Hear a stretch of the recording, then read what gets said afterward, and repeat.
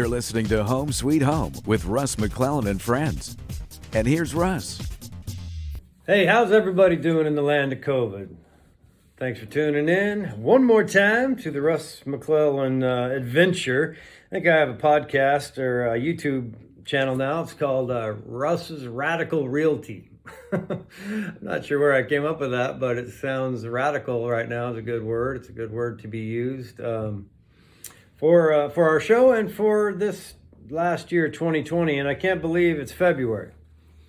Not sure how we got to February, but I was doing some reflecting, and it was interesting because I've been in the real estate business 30 plus years.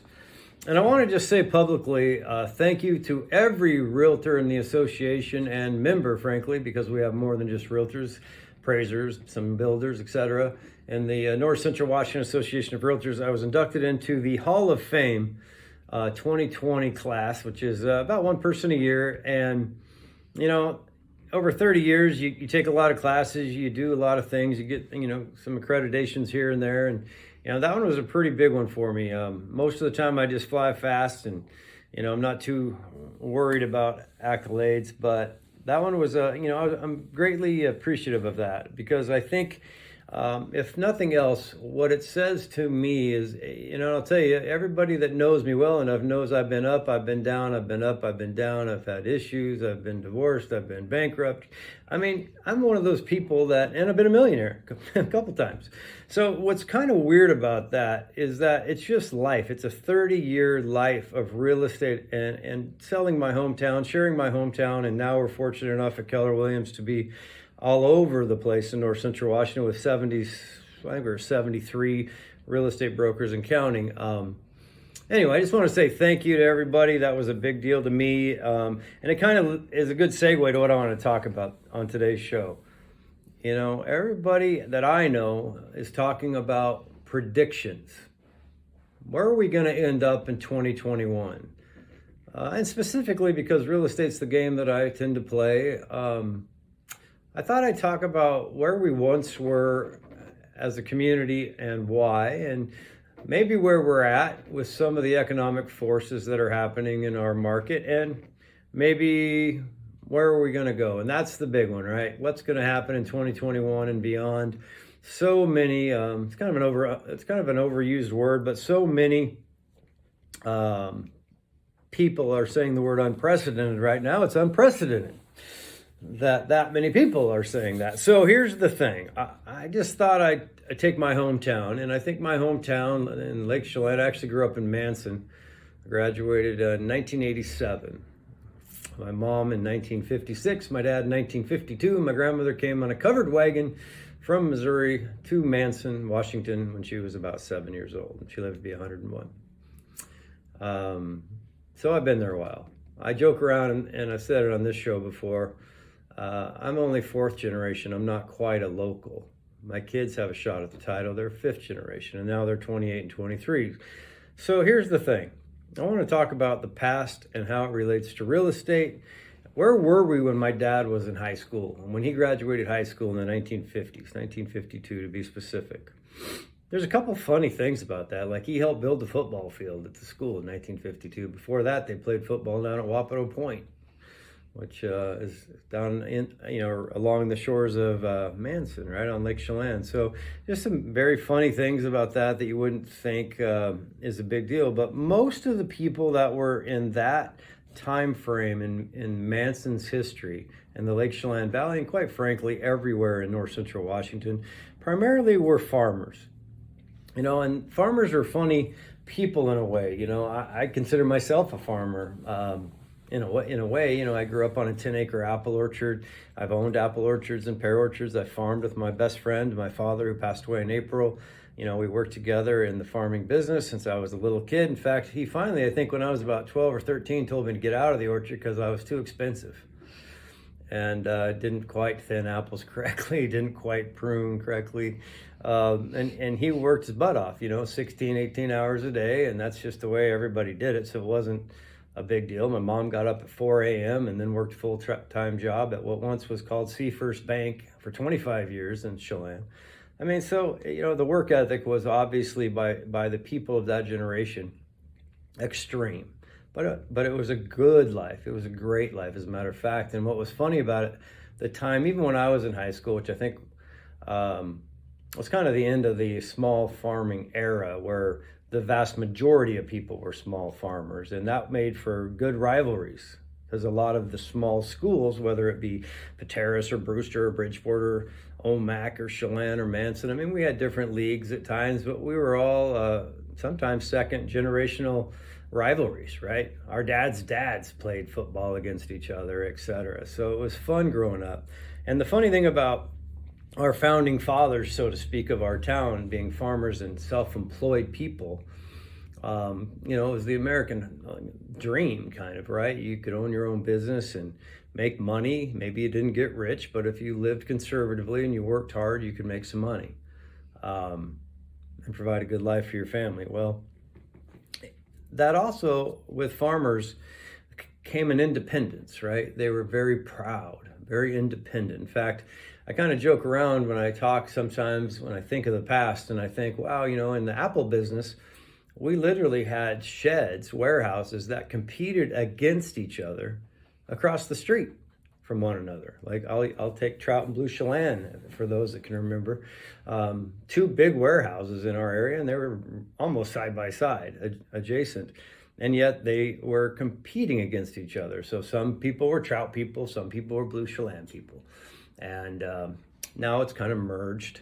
And what's interesting about that time frame is a lot of people don't realize, but the supply and demand curve, or economics 101, supply and demand, is what runs almost all pricing. I mean, there's other factors, of course, but it really boils down to the simple equation, supply and demand. And once upon a time, that was pretty equal in the farming business.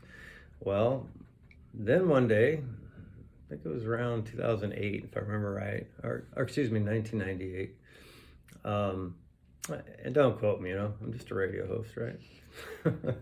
But somewhere in the late 90s, things started to change, and the consolidation on the buying side happened. So instead of having the equal number of warehouses to sell fruit and the equal number of buyers, or close, all of a sudden the buyers consolidated. And you have the Krogers of the world, you have the Walmarts of the world, and they kind of started running the show, and the farmers were independent. They kept competing against each other. So it kind of created an auction, and that really started to drive down price, because they started demanding on the buying side more and more and more for less and less and less. And what are you going to do if the buyers, if you go from 300 buyers to 6, nationwide?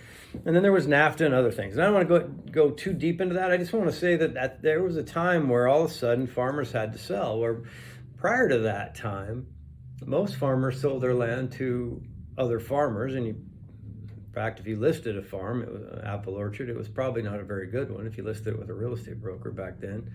The coffee shop was usually the best place to sell, or maybe call your warehouse and they'd ask somebody that asked somebody, or a banker or something.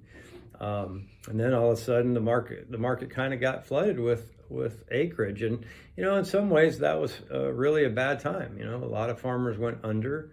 There was a lot of problems that came with that, but fortunately, in a bad situation back then, the idea of vineyards came into play, and in large part thanks to the commissioners at the time. The Chelan County commissioners, they worked hard at what was called the Ag Tourism Ordinance, or on-farm, non-farm income, which basically meant, I could turn a wrench in my orchard, and even though it wasn't necessarily zoned for commercial, there was an opportunity now to do some things commercial, which ended up propagating itself, so to speak, into where now we have tasting rooms, right? So we kind of went from this idea that if we're going to go broke, we got to give farmers a way to make some extra money. That led to restaurants, led to basically these tasting rooms and more vineyards. So now we have, I don't know what it is, 40 or 50 wineries in the Lake Chelan Valley. So that was kind of just a brief history of like what happened when I was in school. And then from there, but there were some pretty interesting things. Back then the technology was just coming into play, but for years there was no cell phones. I mean, I remember selling real estate when I started in '89. I had a beeper, and we'd all, buy a map at a gas station and then go find a telephone booth to call the seller to see where the heck I was, right? I mean, so therefore, the idea that somebody would be able to live in our area and make a living was challenging, because other than farming, there's other things, but technology just was not part of the equation at all. And you go back long enough, the hydroelectric dam that's there was built in the 50s. I mean, before that, there was dams, but like at the end of Lake Chelan and in the Columbia, but they were a lot different, right? So I'm just trying to paint a picture in this first segment. We got 4 segments on this show, and hopefully you're enjoying this little history lesson of bits and bytes, because I want to just set that tone for what's happening now. And I think in the next couple segments, we'll kind of go from where we once were, as I described, to where we're at maybe now. And in that third segment, maybe we'll talk about what might happen next. So when we come back, I'm excited. Lake Chelan's my hometown. Unprecedented change. I'm excited to talk about it. I'm excited to share my thoughts. And like Yogi Berra said, remember this: predicting things is very, very difficult, especially about the future. Nobody knows for sure. I'll be right back with Home Sweet Home and Russ McClellan. Thanks for tuning in. Talk to you in just a few seconds. Home sweet home, oh home sweet home, home sweet home. You're listening to Home Sweet Home with Russ McClellan and friends. And here's Russ. Hey, welcome back to Home Sweet Home with Russ McClellan. What are we talking about today in the land of COVID? Well, in the last segment, I talked about, kind of what it was like growing up in the Lake Chelan Valley in Manson as it related to agriculture, as it relates to real estate. And basically was saying, hey, look, there was a lot of farms. There was tourism, of course, but it was back when, my dad's crew, my dad passed away this year at 86. So his crew would be like, those darn 206ers. Now there's 206, 425, 360, 253. I mean, the area codes over there are immense. But back then everybody was on the coast. There was no Seattle. It was just, you're a coastie or you're a 206er. Those are your options. And we'll tolerate you for about 90 days at the most. And then you might want to give us our town back, or you're going to understand what a blanket party looks like. And it's not in a good thing. My dad used to describe it as a blanket and a couple of guys with Louisville sluggers. So there was some intensity back then that, I guess the good news is nobody used too many weapons other than the basics, right? Like nowadays, it's a little bit crazy what people may or may not do. But the point I'm trying to make is they were tough people, hardworking people, mostly farmers.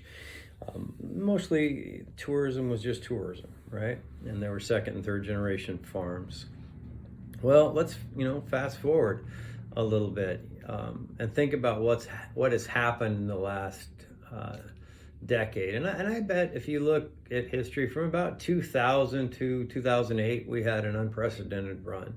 There was some pretty amazing things that happened, good and bad, and ultimately bad. It ultimately ended up in the Great Recession. And on another show, I'm going to talk about kind of what that, I think next week I'll talk about what happened in that run, because a lot of millennials right now didn't experience that, right? A lot of people in the real estate business and real estate investing don't know really what the Great Recession was all about in 2008 because they were too young.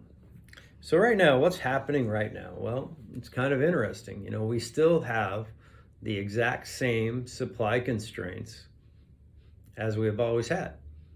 So let's take a look at them. One of them is topography, right? Topography is a big deal. We were cut by a glacier in the Lake Chelan Valley. So what does that mean? Well, we go from 1,100 feet elevation at the lake level to about 8,100 feet at the top of Stormy. All right, that's a big gain. We have, I think, the third deepest lake in North America, 55 miles long, crystal clear, right? But because of those slopes, topography limits the ability to build homes, limits the ability to have developments, which isn't all a bad thing. that kind of segues into Chelan County as a whole has approximately, of all of the ground in Chelan County, about 88% of that land is owned by the government in one form or another. So although I didn't, I did get a finance degree and didn't major in mathematics, but I think that leaves us about 12% that privately held land could be used hypothetically for development. So we start with 12%, and then we have the topography issue that I explained. That's two supply constraints. What are the other ones? Well, we have an infrastructure problem. What I mean by that is we have to have water, power, road access. We have to have it level enough, or at least can create something level enough where we can build a house without spending more money on the excavation and foundation than we would the rest of the house. Anything is possible if you have enough money, but for the most part, infrastructure becomes a problem. Think about this. To transfer water rights from one place to another, you have to have an incredibly insane amount of luck. There has to be a lot of things line up. And the last one I was involved with took 16 years of my career to transfer water rights from one place to another place. And without water rights, you're really stuck with a private well unless you have a city system, or like in the Manson area, it's a city equivalent system called the Lake Chelan Reclamation District. And that's true everywhere. So you either have a public water system of some kind, or you have private water rights, or you have an exempt well. All right. Well, when you start looking around at all these mountains of available land of that 12%, you take out the land that's too steep, you take out the land that we can't get water, power, and roads to. What are we down to? Let's call it, I don't know, we'd have to get a forensic accountant to tell us exactly, but let's call it 6% of the land is now not buildable, or not, the capability is just not there. Another thing that you must think about in developing any size of a project at all, and remember, the basic equation, like I talked about in the first segment, is supply and demand. So I'm going to get to the demand in a minute. But the third major issue we have is zoning. In the first segment, I talked about what my dad's crew was like, the guys that grew up, the kind of founding fathers of the Wenatchee Valley, the Leavenworth area, Lake Chelan, and so on, Omak, basically all through north central Washington were primarily farmers. Well, when the zoning changed, which started, I believe, in 1996, when the Growth Management Act was initially introduced, and then I think full compliance for Chelan County didn't come until 1999. Well, part of that was a real argument about whether that was even constitutional. I believe at the time the commissioners argued against that and said, hey, look, Olympia, you can't really tell us, farmers, independent-minded people, what to do. We're not inclined to get permission from you for anything. 20-year comp plan, I have to get it approved by you to do something. And just to give you an example, at that time, zoning in most of the area, in the non-incorporated areas of Chelan County, was general use. I joke around about what general use meant, but let's just say it was vague. Some people might say, well, if you had enough money and knew the right people, you got certain things done. I don't know if I buy that or not, but I do know it was pretty not specific. And that was kind of the complaint, right? There was dairy lands on the west side of the mountains that were just victims of urban sprawl, and the developers didn't care about water, et cetera. So they just developed straight on till morning. And if you think about that, now we have a topography issue, we have infrastructure issue, we have a zoning issue, and 88% of the land approximately that we start with is owned by the county. You can see where all of a sudden we have a very, very low amount of supply of land that can be potentially developed that could offset the supply and demand curve. And what's happening with demand? And by the way, there's one more very big supply constraint. It's called government. I don't mean to be critical, but I'm telling you, it's not efficient. It's not the people's fault that work at the government. That's not what I'm saying. But the system of, for example, building and planning applications. you might want to check and see if you have a piece of property that could be short platted, which is like 4 lots or less. So if you own 1 lot and you want to turn it into 4 or less, like 2 lots, that's called a 2-lot short plat. You might want to call the county and see how long that might take, and it might just surprise you. All right, if you had a 10-acre piece and you own a 2.5s, and everything was good, everything was in alignment, you had everything that you needed, and just find out how long it takes. It's crazy. So it's not the people that work at the government, but the actual processing of these applications, especially when there's so many of them and so few people. You ever heard the expression overworked and underpaid? Well, I can appreciate that with a lot of government in that world of government, because there are great people trying to process in today's world an incredible amount of applications. And what's sad is that nothing is conforming because of what I talked about before, where you don't have the right zoning, you don't have certain infrastructure, you don't have the right topography. So we're trying to use variances, and we're trying to use conditional use permits or planned unit developments, and all of these applications are very complicated, and it should be, in a way, right? Because we don't want urban sprawl. We don't want what we love so much to be destroyed by development. So therein lies this crazy dichotomy that we sit in. We don't like home prices going up. We're just upset, like as upset as you can get if you've been second or third generation, because you're being taxed to the point of property taxes. And not even counting sales tax and all the other taxes. I think we still have the highest sales tax in the country.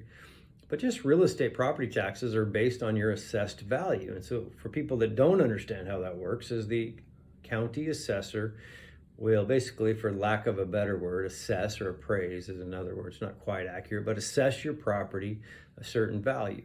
And then there's a tax rate, and that tax rate multiplied by your assessed value equals how much tax you have to pay. Well, therefore, it's a double-edged sword. The more valuable your real estate becomes, the more real estate tax you're going to pay.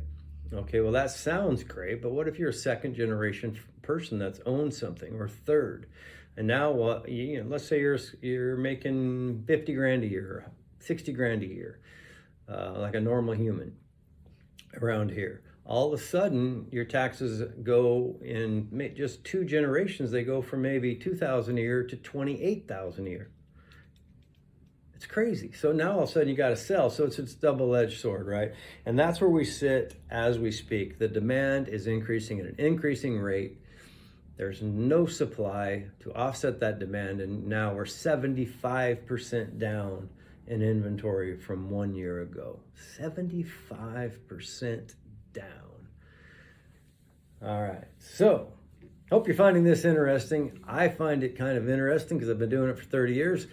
But man, I don't know the answers, but I'll attempt to tell you my opinion for what it's worth in the next segment. Thanks for tuning in to the Home Sweet Home with Russ McClellan. And today I'm solo, I have no friends. So tune in one more time for the third segment in just a few seconds. Home sweet home. Oh, home sweet home. Home sweet home. You're listening to Home Sweet Home with Russ McClellan and friends. And here's Russ. Hey, welcome back to Home Sweet Home with Russ McClellan and no friends. Like I said in the last segment, no, I actually have a lot of friends. I think, man, do we have any friends left after 2020? My goodness. I don't know. Up is down, left is right, right is left. There was an old, I think it was a Gene Wilder movie that this guy rode a horse backwards, walked backwards. His name was backwards. But it feels like that's kind of what happened in 2020. Everything got turned upside down. And here we sit in 2021, February 2021. Almost a year. We'll be coming up on a year of the world pandemic called the COVID-19 virus. It's crazy. So in the last couple segments, we talked about where we once were as a community, and I'm primarily talking about my family in the Lake Chelan Valley, but it applies for the most part, it applies to everywhere in North Central Washington. So we talked about the past. We talked about where we're at right now in the second segment with the lack of supply. Now let's talk about demand a little bit, and then maybe put it all together in this last segment before we get Michael Maher with Prime Lending on in the fourth segment. Right now, we're down 75% in inventory in the last year. What does that mean? Well, let me tell you something. There's one thing that I didn't talk about that has changed. Most things have stayed the same. Like the lake's been the lake, sunshine's been sunshine, you know, whether it was now, 1980, 1950, 2005, before the recession. People have always loved coming to Chelan. We touched on the wineries, and the wineries were the first people that really start mass advertising other than real estate brokers, but mainly the tourism industry took off and started driving demand. And as more people visit a place, more people like a place. They go home and tell their friends, man, this is an amazing place to visit. 4 seasons, 300 days of sunshine, 8,000 foot mountain peaks, 55-mile long lake, crystal clear, the people are cool.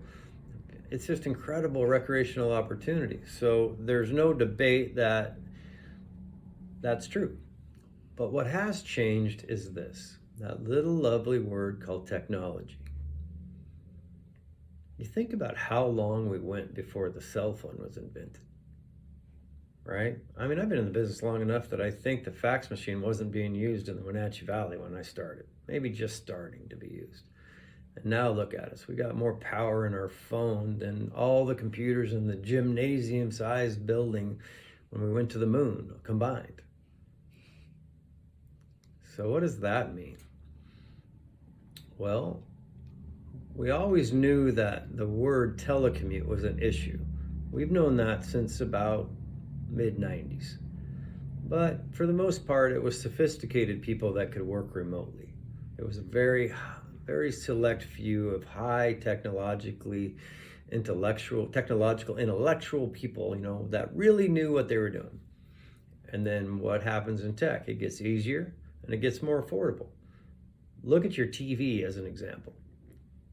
I remember buying one of the first TVs for my office in downtown Chelan, where I actually put the TV screen up against the window and use it as a display. It was like $3,000 or $4,000, and it weighed about 45,000 pounds. It was crazy. And now you can buy a 75-inch, you know, flat screen for $1,500 or less. It's amazing how good it is too. The quality, 4K. I don't even know what, every other month or something better. Well, what does that mean to real estate?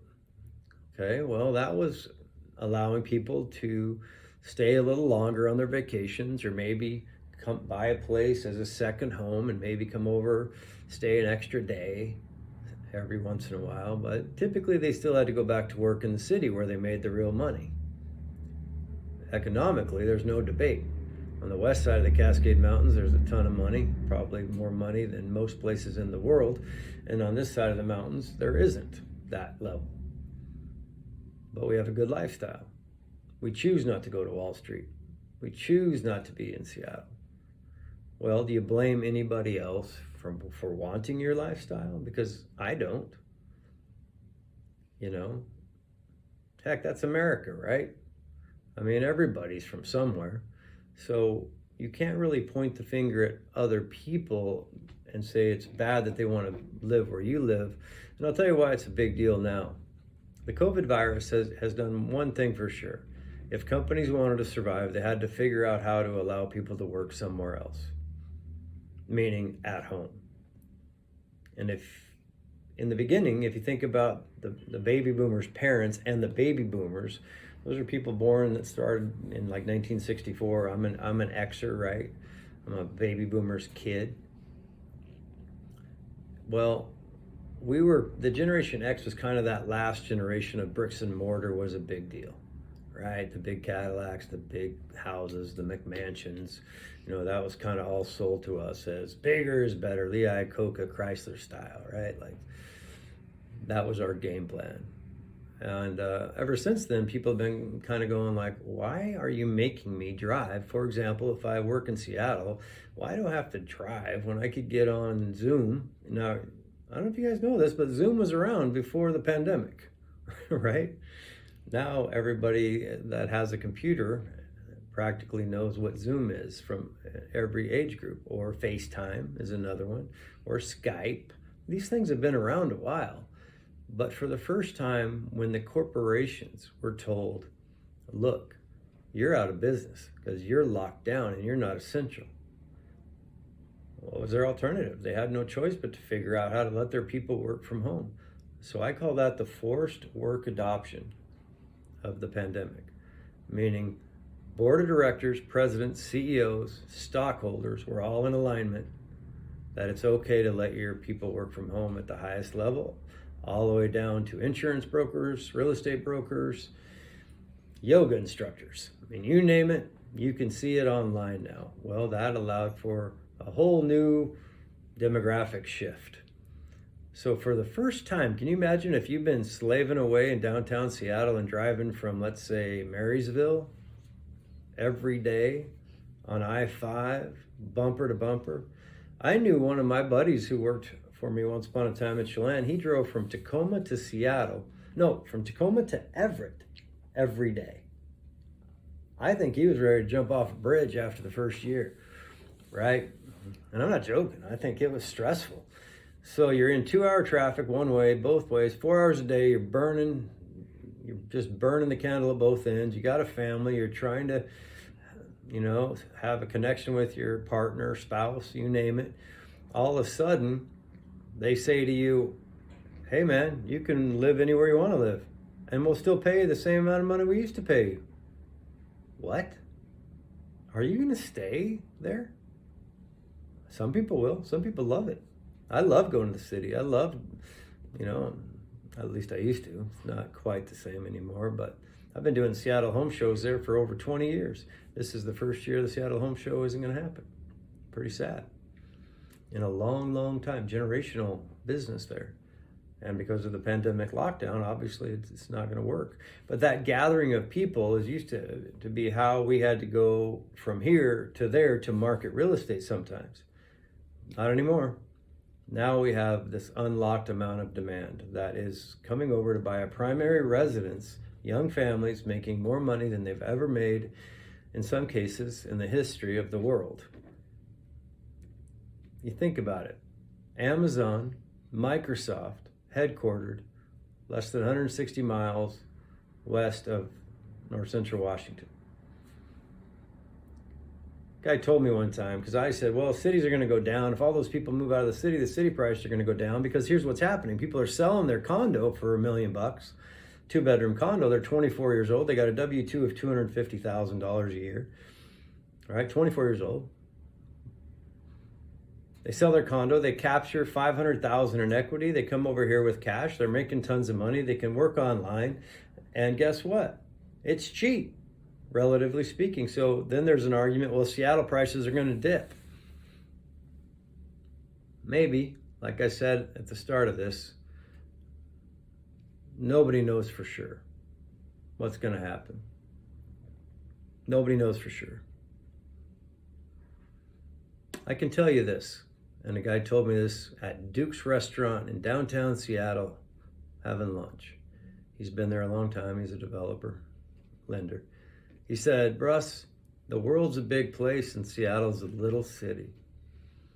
And he said, how many kids in the world that are aging up, meaning they're getting older and then they eventually become executives, how many of those kids know what Microsoft is?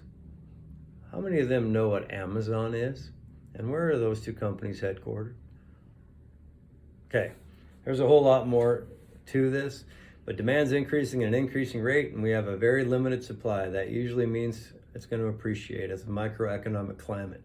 However, obviously, there's 12 plus million people out of work. There's 3 plus million people in forbearance. If interest rates get jacked up, that can change the world as we know it too. So there's a lot of economic variables. But the one thing about real estate that's different than the stock market, it's not day trading. Most things take time. So my foreseeable future is it's going to continue to be strong. We have a microeconomic climate within a macroeconomic climate. Even if things nationwide get difficult. However, insane 17% appreciation across the board is too much, and I don't believe it's sustainable. So be careful. Try not to live above your means. Try to live on the low and invest on the high. I hope you enjoyed that kind of past, present, and future show. Obviously, you can get a hold of us anytime at 888-0038. You can send me an email at russ@frontlinechelan.com. Happy to answer all your questions. You can always text me on my cell anytime, 519-470-2416. We'll be right back with the fourth segment with Michael Maher and Prime Lending. Talk to you soon. Home, sweet home. Oh, home, sweet home. Home, sweet home.